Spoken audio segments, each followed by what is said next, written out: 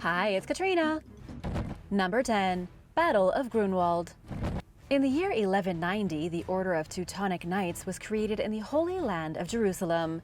They were moved into Eastern Europe with support of the Holy Roman Empire and the papacy.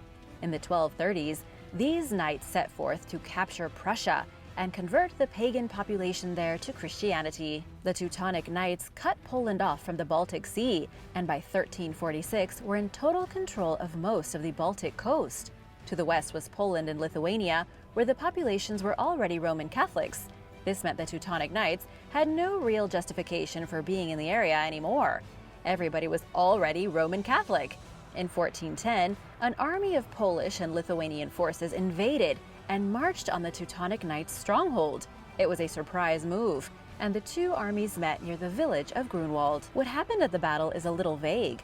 What we know from historical accounts is that the Teutonic Knights were seriously outnumbered. The opposing army had both heavy cavalry and light cavalry, and were joined by a group of Tatar skirmishers commanded by the former Khan of the Mongolian Golden Horde. After a few hours of fierce fighting, the Teutonic Knights were broken. Those that remained fled into the woods while others retreated to the village, and in the end, they were defeated. This was a historically important battle because it marked the end of the Order of the Teutonic Knights as a military power. It also set up the Polish to become one of the main forces in medieval Europe. Number 9. The Battle of Actium. The Battle of Actium was fought off the western coast of Greece between the Roman leader Octavian and the forces of Mark Antony and Cleopatra of Egypt. It was a major defeat for Mark Antony and Cleopatra, and they would end up dead the following year.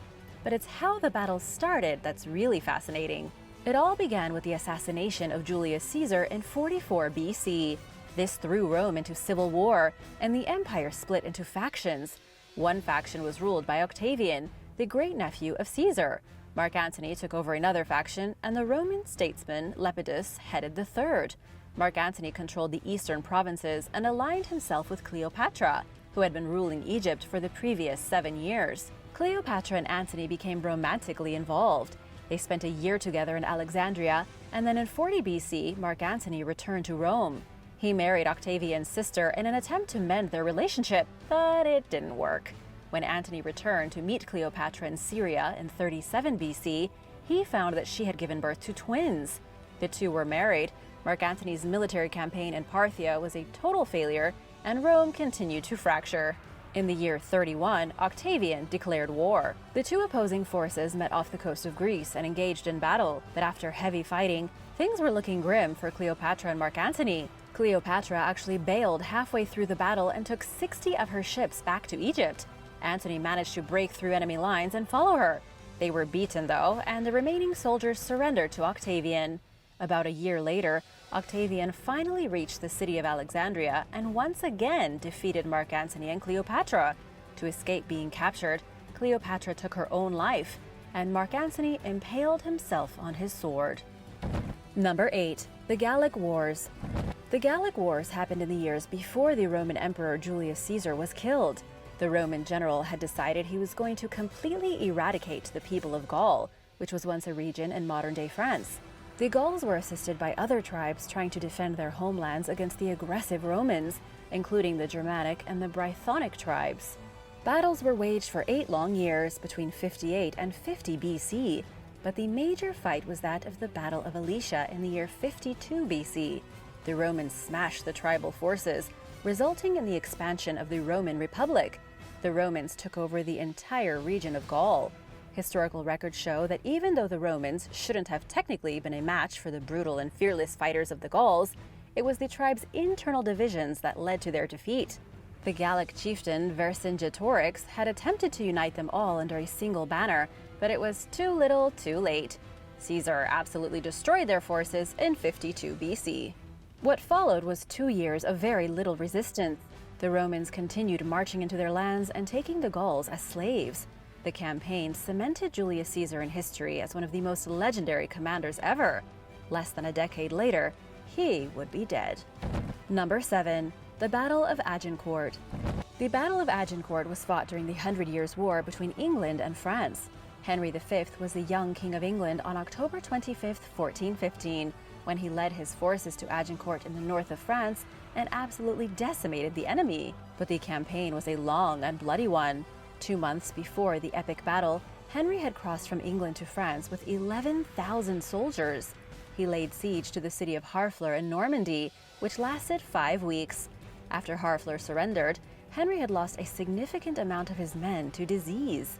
He needed to march his remaining army to Calais to meet the English fleet and return to England.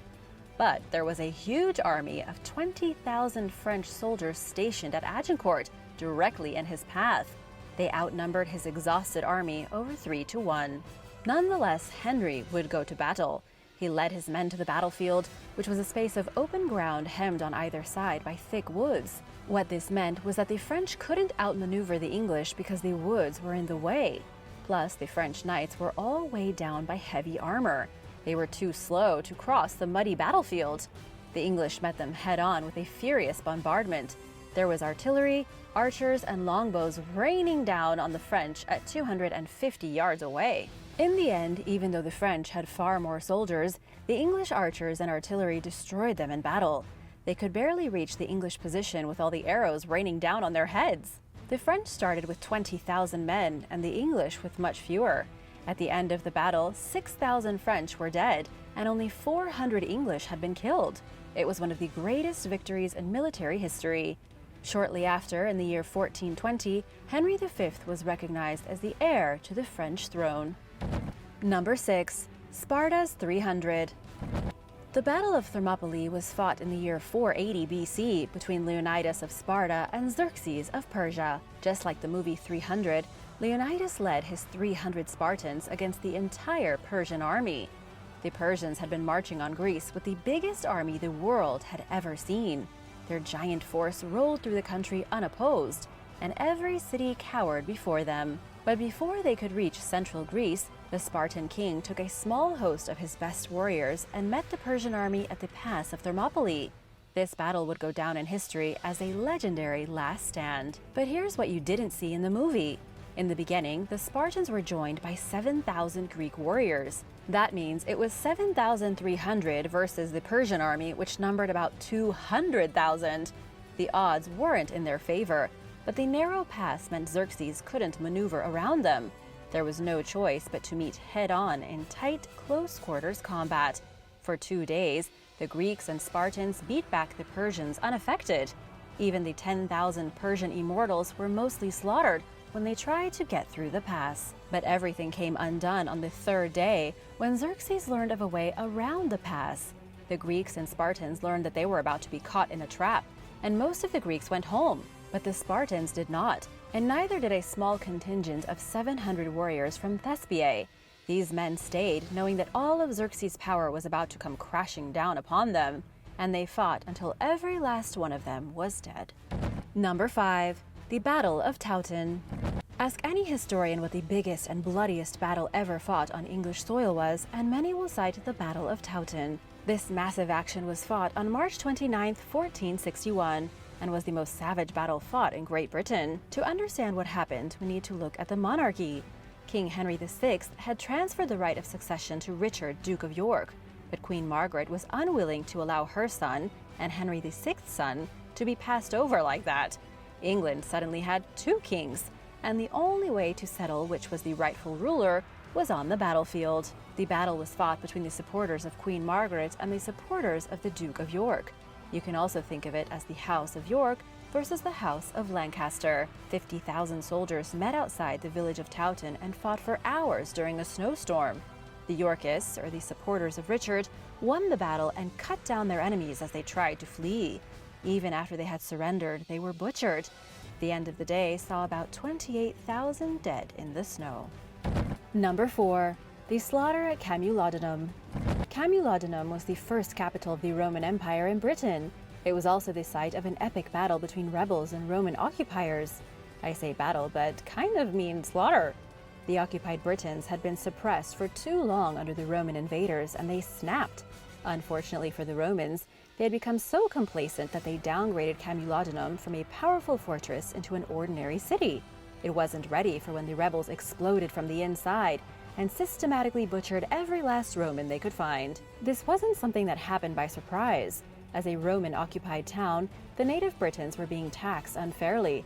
There was famine, unrest, and the locals were forced to fight in the Roman army even though they hated them. The Romans continued to occupy and kept seizing their lands, breeding resentment and rebellion. In the year 60 AD, after her daughters were assaulted by Roman soldiers and her land seized, the rebel leader Boudicca gathered an army of 10,000 angry Britons, and they marched on Camulodunum. No one in the city was prepared for what happened. It was razed to the ground, the townspeople were killed, and then they turned on the next city, Londinium. According to Historic UK, by the time the rebellion had fizzled out, roughly 70,000 people were dead. Are you familiar with the story of the warrior Queen Boudicca? Let me know in the comments. Number 3. Battle of Gagamela. The Battle of Gagamela commenced on October 1st, 331 BC. Alexander the Great had just beaten the Persians 2 years prior at Issus, and now needed to secure his hold on Syria. It was time for him to topple the Persian Empire once and for all. He crossed the Euphrates and Tigris rivers in 331 and was met by the very last army of Darius III. Darius had scraped together every great beast, warrior, and every able-bodied man to stop the relentless march of the Macedonians. But it wasn't enough. Alexander was far too clever. He advanced within just 4 miles of the Persians and then made camp. Darius had anticipated a nighttime assault and kept his soldiers awake and waiting. But Alexander let his men sleep through the night, so they were rested for the real attack the next morning. The fighting was absolutely brutal. Historians estimate that the Macedonians lost about 4,000 men, while the Persians lost 47,000. Alexander the Great decimated Darius beyond what anyone had thought possible. Darius ran away, leaving the Persian army in ruins. Alexander then moved south and captured Babylon, Susa, and finally the Persian capital, Persepolis. Number 2. The Battle of Cajamarca. The Battle of Cajamarca was fought between the Inca ruler Atahualpa and a Spanish force led by Francisco Pizarro in November of 1532. The Spanish forces ambushed Atahualpa and his entourage of nobles in the plaza of Cajamarca, swiftly killing thousands. It marked the beginning of the Spanish conquest over the entire Inca civilization. The confrontation, which ended in Atahualpa being captured and the majority of his people slaughtered, started several months earlier. The Spanish and Inca at Cajamarca had been trying to navigate through very tough diplomacy. In the beginning, the Inca didn't think the Spanish were really a threat. Atahualpa had brought Pizarro and his men deep into the heart of the empire where they shouldn't have been able to hurt them. They were surrounded on all sides by fierce Inca warriors. Plus, the Spanish force was only about 150 men strong. Pizarro invited Atahualpa to Cajamarca with plans of taking him out and thereby throwing his army into disarray. It worked. The Inca ruler brought 80,000 men against Pizarro's 150, but Pizarro had managed to get his men garrisoned in the central plaza. They first captured Atahualpa, and then they opened fire on his army. The Inca were so confused and frightened by the gunfire and the bodies of their comrades falling everywhere they looked, they ran for the hills. What should have been an easy victory for the Inca was the beginning of the end. Number 1. The Battle of Zama. The Second Punic War fought between Rome and Carthage had its great finale at the Battle of Zama. The war had already been going on for 16 years between the forces of Carthage under the ruler of Hannibal and the Romans under Publius Cornelius Scipio. The Romans were determined to destroy Carthage, located in what is today Tunisia, and eliminate them as a rival. They were a huge threat to the empire and had to go. The Battle of Zama saw Carthage fall apart in a profound way. It was so devastating to the Carthaginians that they were no longer even considered a threat to Rome after it. Carthage lost its status as a major power in the Mediterranean, and in the years that followed, during the Third Punic War, the Romans easily took the territory for themselves. The battle took place in the year 202 BC. From what we know, based on Greek historians' accounts of the fighting, Hannibal had his army camped at the city of Zama. He had 36,000 infantry and about 80 war elephants. It was the war elephants who opened up the battle by charging at the much fewer 29,000 Roman soldiers, but the Romans had been prepared. It was fairly easy for them to avoid the elephants and scare them away. At that point, the Roman soldiers flowed through Hannibal's men like a wave and destroyed them. The Carthaginians lost around 25,000 men, while the Romans lost only 4,000. The Carthaginians had no choice but to sue for peace. The peace would last for 50 years before the Romans came back to finish what they started. Thanks for watching! What's your favorite battle from history? Let me know in the comments below. And remember to subscribe if you haven't already. See you next time! Bye!